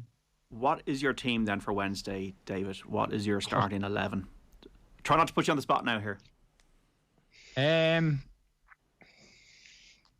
Obviously, Darren's out, so you go Queeveen, I'd go Seamus, I'd go Duffy, I'd go Clark, Enda Stevens, Howard and Knight, Brown. I play Matt Doherty up wide right. I play James Collins through the middle, and I'd go with McLean. And not Aaron Connolly? No. Well, James is touch and go, but knowing James as well as I know James will somehow find himself fit. Like, if you remember back, I was only talking to someone about it the other day. Remember back to the Austria game where James scored? Yeah. We beat Austria 1-0 away. James actually had an epidural before the game to play. So that will tell you the level, the lengths James will go to play for Ireland. So James will be fit and James will be ready to play. Don't worry about James. What's your thinking behind your selection, David? I think Matt will provide good balance on the right hand side. Obviously, I'm kind of looking at him like as in, I don't want him to be too high and wide, like not like the kind of where we can easily transition into a 4-5-1. I would look at Alan Brown to get up alongside James Collins. He's good legs. I think Conor Howard's in fantastic form. I think Jason Knight, of course, I think he's only missed one derby game. Obviously Rooney has made him captain, whatever, and I think he's in good form. They've had a turn since Rooney's gone, so I think Jason Malumbi's been unfortunate that it hasn't really worked out for him at Preston. He's not played a lot. Of course, there's Josh Cullen is another one. He's out in Anderlecht. Of course, I don't see much of their football, so I don't know exactly how well he's getting on. I think Aaron has been very hot and cold with Brighton. Obviously, he's had some incidents off the pitch which haven't helped him. And I just feel with James Collins, he's kind of that mainstay, big target man. I touched on there why I play Duffy alongside Seamus. And of course, Kieran Clark has been playing regularly for Newcastle, and he's my former roommate, one of my closest friends, so I have to give him the nod. I think Enda really picks himself. Johnny, what's your team? It's not going to be great, whatever it is, whether I pick it or Stephen Kenny picks it, to be honest. And, he's looking at it today. Collins isn't playing for Luton. He's seemingly just lost his place at the moment. And Malumbi's not playing, even though Brown is spinning for Brighton. So we have a couple of key players maybe not coming in the best of shape, and my team is kind of obviously dependent on these lads even being fit, which is, I believe, is still a concern for Kelleher. But Kelleher to start, I think Coleman will start. I'd be surprised if he didn't, to be honest. My central two would be O'Shea and Clark. Be interested to hear what Dan made at the press conference that Kenny was saying during the week. I didn't get the vibe that he was filling me with confidence that he was going to start Duffy, which is understandable. I go with O'Shea and Clark Stevens left back. Something like a 4-2-3-1 then. So the 2-3-1 would be Hourihan and Hendrick, maybe with Knight on the right, O'Dowda on the left, with Brown behind Collins. I don't think Connolly will be fit enough to play. And even if he were fit enough, is he good enough at this time to do the hold-up job? Questionable. Is Collins good enough? Probably not. If he's not getting on Luton, for whom he scored, I think he's gotten 7 goals or so this season, but we just don't have anyone else really. Now I'd say it's odds on the three of us will all get the team wrong, because it's very hard to call. And you look at Cullen. Cullen apparently has been doing very well over in Belgium. The reports are good about him. Robinson hasn't really been playing.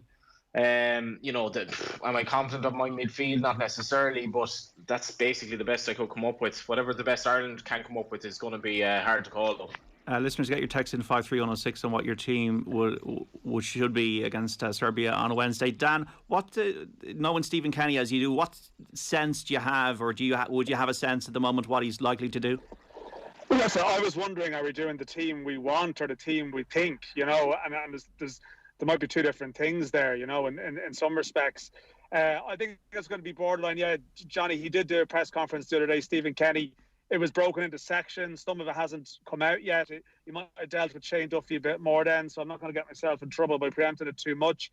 But I think it's fair to say, I think it's in the balance with Shane Duffy. I think David makes a very good point about the relationship with Coleman, who I think will definitely play if he's fit. Absolutely no doubt. I think Coleman will play this time, and I think there's every very strong chance that Matt Doherty will play ahead of him. The Duffy one, I think, is really borderline. I don't want to be unkind to Shane Duffy. He's had a really, really difficult time. And I'm actually torn between, the view of, is it more damaging him for Ireland to drop him, and then he's been dropped by Ireland, he's not been picked by Celtic? Or is it a case that this is a really big game in this window? The next set of competitive games is until September. Is there almost a sense of, do you take him out of the firing line now, and is that the right thing to do, in terms of the overall campaign? I don't know. I don't know what David would think, the player's perspective on that. Have you ever been so low that I feel like no player would say he didn't want to play for Ireland? Of course not. It's a ridiculous thing to say.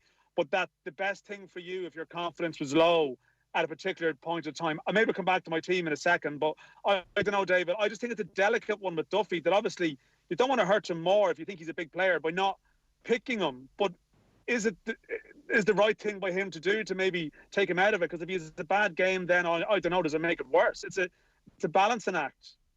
No, 100% you're right. And I think Shane will be desperate himself to turn his own form around the club level. But then when you kind of, you come away with Ireland, there's that sense of pride playing for your country. You're going back to meet up with, the group of Irish lads. You look like he'll be looking forward to this. Obviously, I know they've got Rangers this weekend, regardless of that, whether he plays or he doesn't. He'll have a buzz of going away. Even I remember the times when we lost games in the league and then you'd fly over to Ireland. There was a great buzz, because you were going in to see fresh faces. And you're right in the way that if Stephen wasn't... It's a tough one, because if he doesn't handle it well, maybe does he need to sit down with Shane Sunday evening when they meet up and say, look, this is what I'm thinking, and then see how he performs in training. Obviously, we won't be privy to that. We won't know. But he'll need to have a conversation with him to see where he's at, in his mental space or whatever, because not only Shane's important to Ireland. You look at it defensively and offensively on set pieces, everything. There's no one else like him. And regardless if we can get him to tidy up, maybe, I don't know, limit it, just play it out, just defend. Because if you look at it, like Serbia, like if Mitrovic plays, if you remember back to when Fulham played West Brom, that's why I've kind of gone with Duffy. Like Mitrovic gave Darragh a tough time. Now Darragh's young and he's learning his trade. I've no problem with that, and he's going to have tough tests along, and he'll only improve to get better. And I've no doubt he'll be an excellent player for Ireland over, the next, 6-7 years or whatever, 10 years. But there is that knowledge of and that experience of Duffy and Clark together. it's that kind of safety blanket around Duffy that can calm him down, encourage him, and get the best out of him. Like, I do think that James will be massive. And even Kieran Clark, someone who's played, like if you go back to the Euros in 16, those were the, after the opening 2 games, that was the pairing. Going into the France game, it was Clarkey and Ting, like. So it will be interesting to see what Stephen does do, but I think he needs to have a conversation to get an idea. Maybe he already has had that conversation. I don't know. Okay. We got to take a break. I'm sorry, guys. We will be back with this after the break, but we need to take a break now. 53106. Josh Cullen is the best defensive midfielder we've had in 10 years. Reports from Anderlecht are more than good, more like superb. Must start, says Rory and Leitrim. And Harron has to play nearer the front, restricted playing deeper. Always has a goal in him, says Cahill from Cork. Off the Ball Saturday on News Talk is back after these. Football on Off the Ball with Paddy Power. Ready for your next big move? The trip from the fridge to the couch. Gamble responsibly. Gamblingcare.ie. This week on Future of Work, it's all about skills. What are the traits and expertise that employers of the future demand? And how difficult is it to retrain for a new career? We're joined by Paul Healy, Chief Executive of state retraining body SkillNet. And by former Irish Independent journalist Caitlin McBride, who's embarking on a new career in business. Future of Work with Jess Kelly and Gavin McLaughlin. Thanks to VHI Healthcare. Tune in on Saturday at 7 p.m. or listen now at newstalk.com. Sean, what's that thing going round the garden? That is our new Husqvarna Automower. Automower? Yeah, it's a robotic lawnmower from Husqvarna. Cuts the grass automatically, has GPS tracking and an app. Even works in the rain. I just thought, why spend time cutting grass when I could spend it with the family? Great! You can put the dinner on, so... No can do, love. Have to paint the man cave. Husqvarna Automower. Never mow again. Learn more at husqvarna.ie. Tom Watson, you're welcome to Golf Weekly. Hey, this is going to be fun. Very happy to say European captain and, of course, 3-time major winner Padraig Harrington joins us. Today's special guest on Golf Weekly is Lee Westwood. Thanks very much. Yeah, I'm honoured and delighted. Let's bring in Paul McGinley, who joins us now. Paul, you're very welcome. Shane Lowry, how are you keeping? I'm good, thanks, yeah. Well, I'm as good as I can be.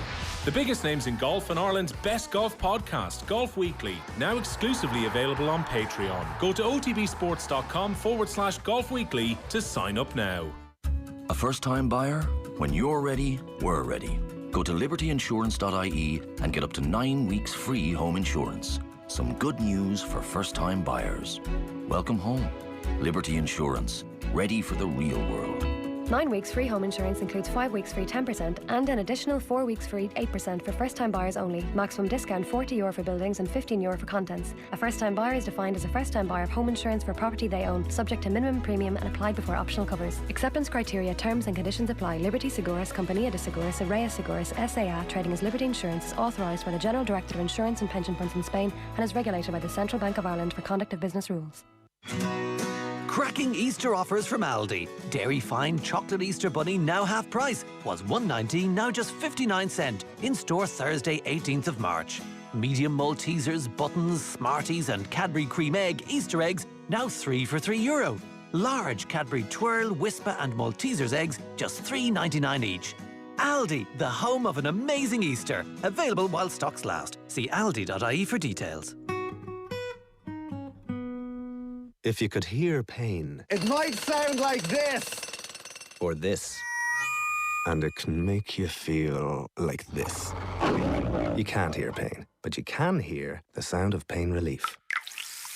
Panadol Extra is up to 30% more powerful than standard paracetamol, so it can treat tough pain, which means you can get back to being you. Panadol. When pain is gone, life takes its place. Panadol Extra 500mg, 65mg soluble effervescent tablets. Contains paracetamol. Always read the label. At Harvey Norman, we've got big deals across our big range of technology. Save €50 on the GoPro Hero 9 action camera, now only $429. Or get the Avita Ryzen 5 14-inch laptop for only $649, save €150. And at Harvey Norman, we're matching all competitors' prices, even their sale prices. So why shop anywhere else? Shop online at harveynorman.ie or safely in our spacious stores, open until 6 p.m. daily for home appliances and essential technology. Go! The all-new Hyundai Tucson has the Irish motor press talking. The Irish Times call it the best mainstream Hyundai model we've ever driven. The Irish Independent say Hyundai have certainly pushed boundaries and exceeded expectations. And the Sunday Independent write, it's a massive step forward for an already popular car. The all-new Hyundai Tucson, Ireland's best-selling car this year. On view at Hyundai.ie. It could be you. Free live streaming on all UK and Irish horse races now available on the Boyle Sports app. Fancy that informed striker? Markets now available on shots, left foot, right foot and headed goals. Track your bets and cash out, or stick to your guns with cash out now available on 12 different sports. Boyle Sports. This is betting. Gamble responsibly. See gamblingcare.ie. 18+. Football on Off the Ball with Paddy Power. Ready for your next big move? The trip from the fridge to the couch. Gamble responsibly. Gamblingcare.ie. Welcome back to Off the Ball Saturday here on News Talk. John Duggan with you through to 5 o'clock, talking about the beautiful game with the former Republic of Ireland international David Meyler, Dan McDonnell from the Irish Independent, and the broadcaster and journalist Johnny Ward. We're going to break away though for a few minutes to check in on Lansdowne Road. A very strange and eerie situation for an Ireland-England Six Nations game. Andy Dunn, how are you? I'm doing very well, thanks John. Anything late to report from the warm-up? Any no injuries? There was Billy Burns and Ross Byrne. I think there's an issue on the bench there, isn't there? Yeah, there's been quite a few late changes actually. Yeah, Billy Burns had a late knock and has been replaced by Ross Byrne on the subs bench for Ireland. And for the England team, the young kind of breakout fullback Max Malins has also had a late injury, so he's been replaced. They've made a reshuffle. They've moved Elliot Daly from centre back to fullback, and you could argue that actually strengthens them. He's the established fullback probably for the previous 4 or 5 seasons anyway. And then they've put that big lump they had on the bench, Ollie Lawrence, back into the centres, so that bugs up their midfield.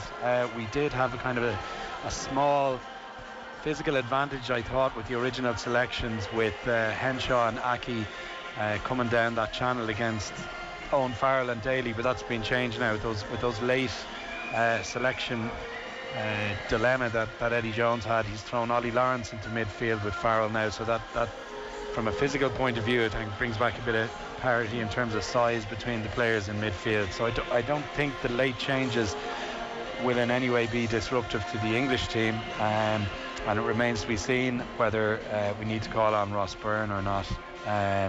Obviously that's dependent on how Sexton goes. So. And conditions, are they conducive to kicking, or what kind of day is it? Oh, I hope they're not conducive to box kicking. Yeah. But no, the conditions are pretty much as ideal as you can get for a rugby international. It's dry, there is no wind whatsoever. Doesn't seem to be any kind of a swirl even up high, which is often the case in Lansdowne Road, the way that the stadium is designed. But there's no swirl from on high, there's no kind of obvious wind down low at pitch level. Nice and dry and crisp, so they're ideal rugby playing conditions. Well, the tannoy is no issue with the tannoy either at Lansdowne Road, Andy. Yeah. Just in terms of England's physicality, they've beaten us the last 4 occasions. I've always felt when I've been watching Ireland-England matches recently that they've just had too much power for us. Why should that be any different today? I don't think it will be any different. I think they're a physically bigger team. They're more strong man to man. If you go across the board in terms of the weights, they're a heavier side. It won't be any different. So I would really be hopeful that we change tack. We have consistently now 5 games in a row against England. Our last 5 internationals against them, we have played the same way. We have tried to match them physically or outmuscle them and have failed. And maybe in 3 of those occasions we've failed miserably. So if ever there was indications that we need to change tack, it is based on those last 5 matches. I would love to see us use the full width of the field. Love to see us move the ball around at higher tempo, as opposed to trying to just crash into that English team and win them over by submission and by repeated physical traumas that we inflict on them. I don't think they are going to succumb to that type of tactic. So I would love to see that shift in mentality and approach from the Irish side, and we'll probably know within the first 10 minutes if we can see that. I doubt we're going to change tack in the game itself. I would imagine how we start is how we're going to play for the majority of the game, so we'll know early on if we're willing to give it a try.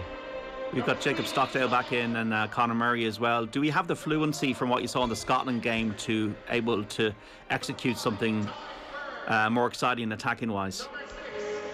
Yeah, I think we have at an individual skills-based level. I think the capacity is there to execute a game that's more skillful and more fluency in it, as you described. It's whether there's an empowerment there from the management. There is still there's a sense of must win for this management too, because they, with 3 losses in the Six Nations, there will be pressure and questions asked. And unfortunately that's just the nature of the beast at international level, particularly in the Six Nations year on year.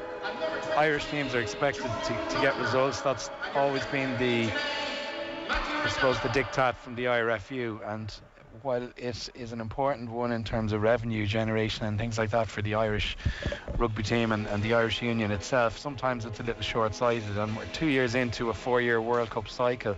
There hasn't been any discernible change in how we attack, or the fluency with which we attack. It hasn't changed in 2-3 seasons now, and halfway into a World Cup cycle, is there any impetus for the management to change as opposed to just get a result? If we grind out a result, it will paper over some cracks. So it depends. I would love to see the management taking a brave call and encouraging the team to play with more fluency and speed and higher tempo, move the ball around, and a less physical, blunt force trauma type of approach to the match. I would love to see that, but then again, they haven't trained like that, they haven't played like that for a long time, and the likelihood of the management empowering players to cut loose on a what feels like a must-win occasion is probably not that likely.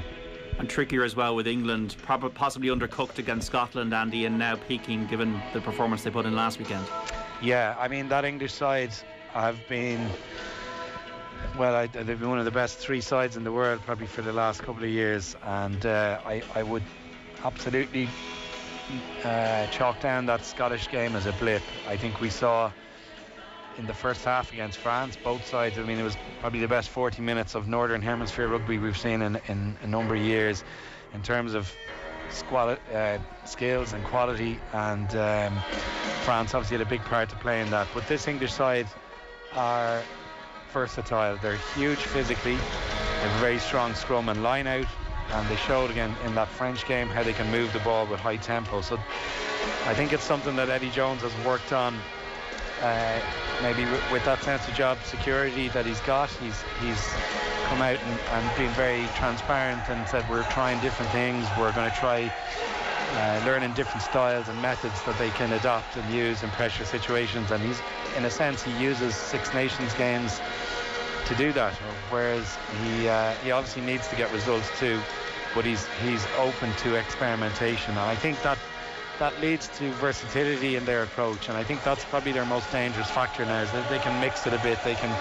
We all know they can do the physical stuff, and we know they can maybe give us the ball and defend us with relative ease, but when you know that they can also attack with great conviction and great speed, that's a pretty tricky mix and combination to take on. Our rugby coverage brought to you thanks to the Dropkick Murphys, it seems, Andy, this afternoon at Lansdowne Road. CJ Stander's last day, obviously a huge symbol of the residency rule, has given it everything for Munster and Ireland. It'll be sad to see him go. What's his legacy going to be?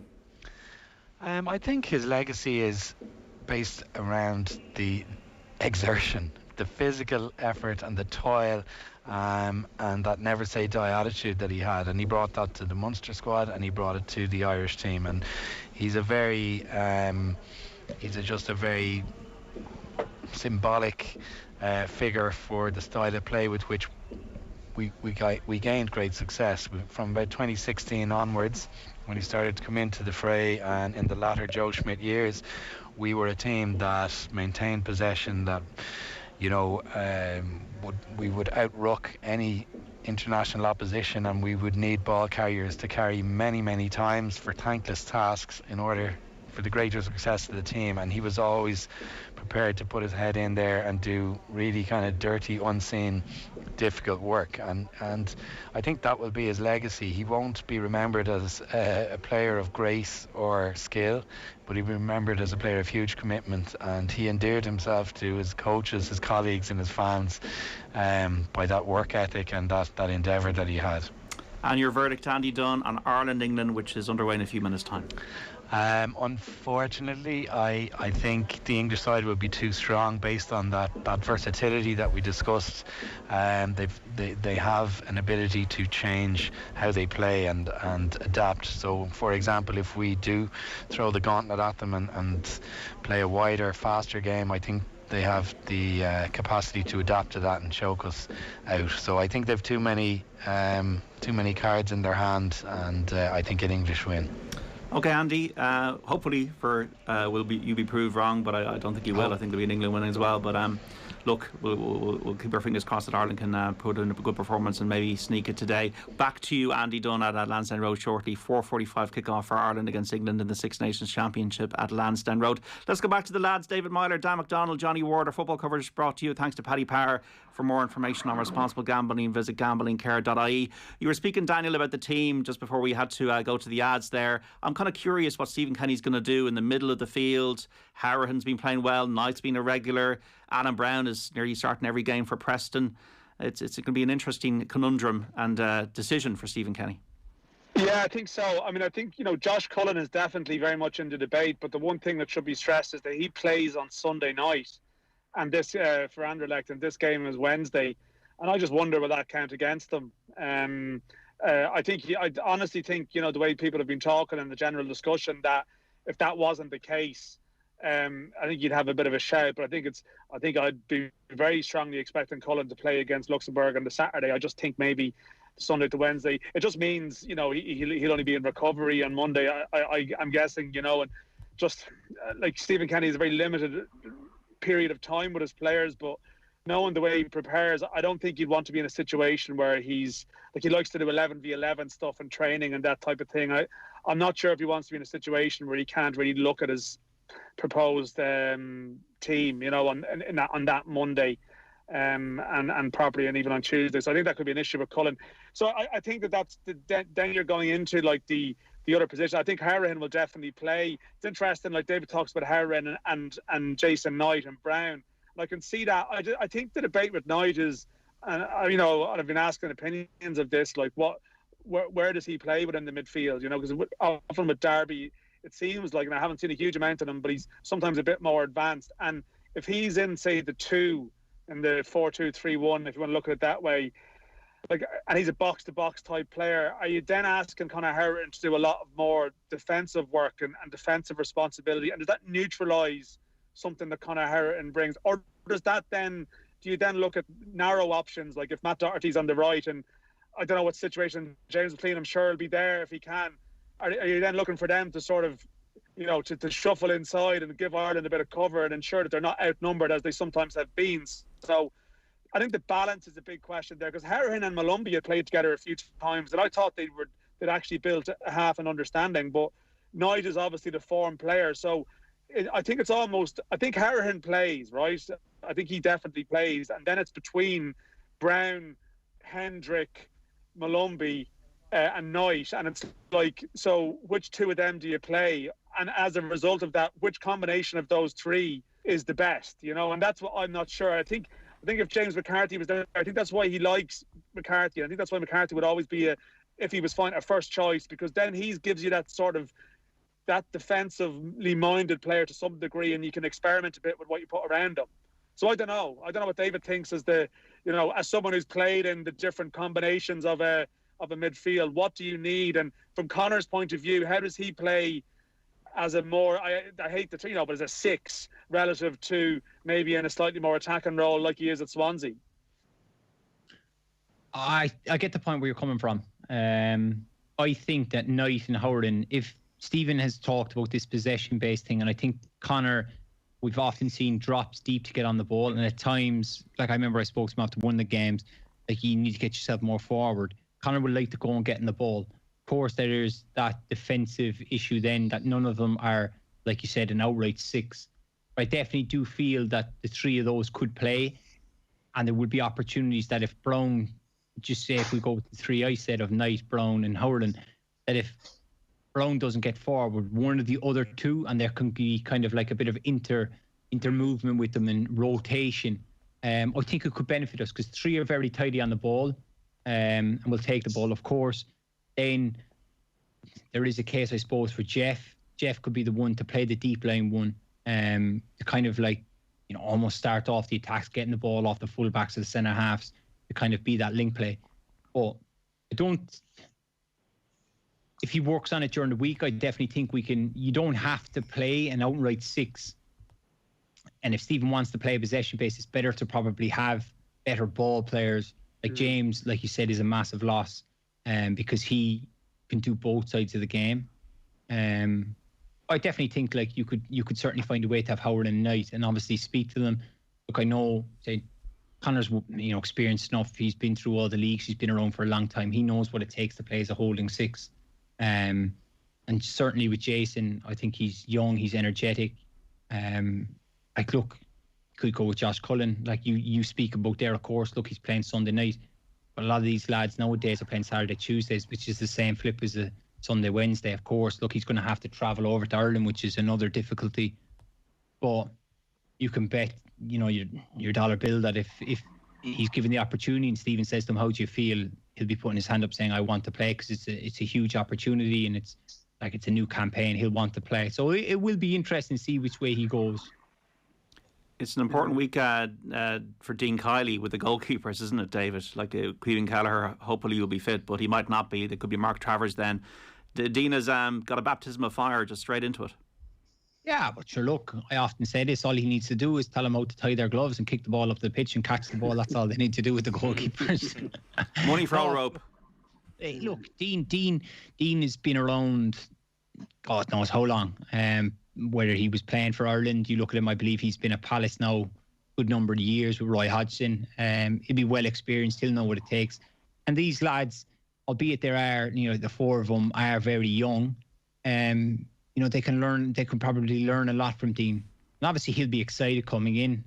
I don't believe certainly in my time, he's never been involved as a goalkeeping coach. So it's a fresh challenge for him. He'll be excited, and do you know what I mean? He'll want to. The great thing is, these are all 4 young goalkeepers who are, at the start of their careers. It's not like you won't be able to teach Darren a lot, if Darren was there. But these young lads are, fresh, they're young, they're inexperienced, so he can come in and, he can encourage them, help them, and certainly improve them. So it'll be good to see. And look, whichever keeper we know, Cuivine, I believe what I've heard is that he's back training with Liverpool. How much training he's doing, I don't know, but certainly whichever one of them does play, they can learn a lot from Dean in the time that they work together.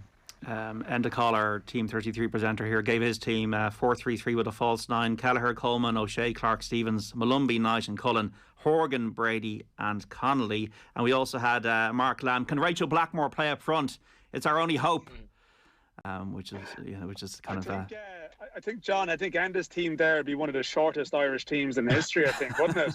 I think you'd be hoping that the Serbians weren't good on set pieces, and then you'd be in a bit of bother. Apparently Anthony Barry, one of his big things is the set pieces, but he can't make lads taller. I think that would be a slight issue. It'd be good to watch, but I'm not sure if that's the game that we'd be going with that combination. Just on Serbia, Dan, what do we feel their strengths are? We know Tadic, we know Mitrovic, we know these types of players, but a lot of the players we don't know. How strong are they? They were knocked out of the Euros by Scotland in the playoff. Yeah, they knocked out by Scotland on penalties. The expression I've heard is, that Scotland did a job on them. I only saw extra time of that game. I remember watching it on a penalty shootout. And then, prior to that, they've been hot and cold. They're under new management as well. This is Stojkovic's first game in charge. Yeah. Legendary figure. His first game in charge. So you know what it's like when there's a new manager bounce. They are quite strong in the forward department. I think they have 6 to 8 options sort of that are playing regularly across, sort of decent leagues in Europe. They have a couple of guys in Italy doing reasonably well.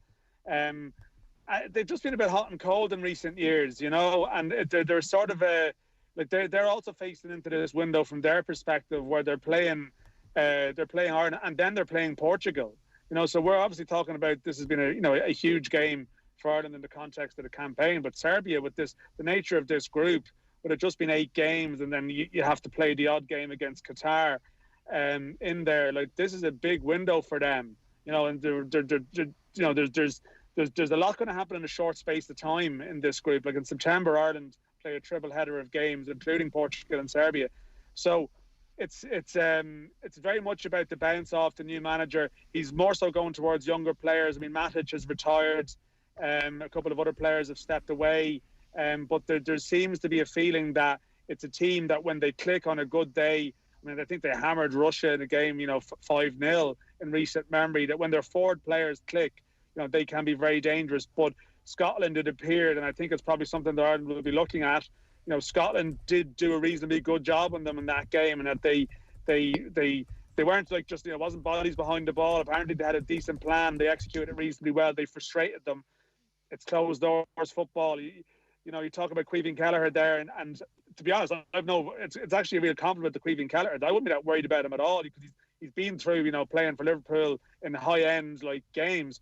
But you would be thinking, oh God, going to Belgrade, hostile atmosphere, first game for your country, communication, all this. But of course, that issue isn't there. It's closed doors football now, so that probably blunts some of the tough place to go to narrative that you would have about this game. So. I think we're expecting them to be decent, but because it's a new manager, there seems to be some debate over what way he might go with some of his personnel decisions, whether even Mitrovic will play as one of the debates, for example. We don't have a lot of time with Stephen Kenny and Anthony Barry to go through the instant Keith Andrews with the team. Do they need a lot of time, David, from international camps? How are you feeling about Wednesday? Are you more hopeful than confident, or do you think we can get a result? I'll always think we can get a result. I believe in the squad of players. It's going to be tough, of course, like you said. The good thing is Stephen's had the previous camps to work with them. Obviously, Anthony Barry's coming in, he's new. How much action he'll have in the first few days will be interesting to hear. But certainly, I imagine he'll play his role, play his part. But Stephen has started the foundation with this group of players. So it'll be just kind of the same messages, I imagine. So look, I'm hoping we won't put in a performance to get a result. It's going to be very tough. Of course, the thing is, we don't know what Serbia is going to turn up and play. Like Dan said there, they've got a new manager, so it'll be interesting. But certainly I'm confident that we can get a result, yeah. Johnny, how are you feeling about it? Not particularly optimistic in light of all the problems we have. And I think if you take the 2 games, obviously Dan said there what faced Serbia. We have a massive game against Luxembourg, and the flip side of Belgrade being of no real, disadvantage to Ireland, and I think that is very, very important. Lansdowne Road is no fear. Luxembourg will come here with no fear whatsoever as well, and our mentality will be a product somewhat of what happens in Belgrade, because we're going into the game in the back of a bad run of results and the inability to score goals. So if that continues on, obviously confidence will suffer.